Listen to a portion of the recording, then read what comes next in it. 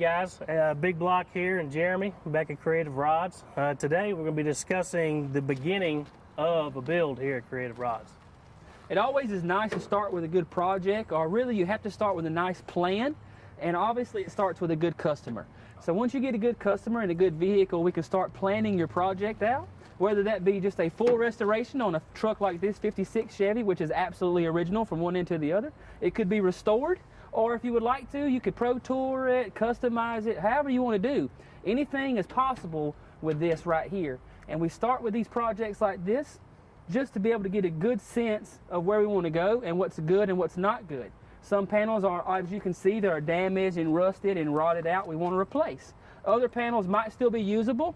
So we take this time to catalog our vehicles and know exactly where we're at before we start our projects. And during that time too, we're also collaborating with the customer, you know, basically getting their vision and taking some parts of our vision to come up with an awesome build to basically make something one of a kind. You know, that's the purpose of Creative Rods. We want to be creative.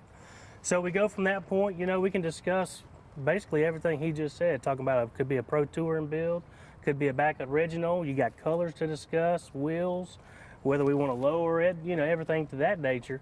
And we just go from that point. Basically start our projects out with a nice thorough plan.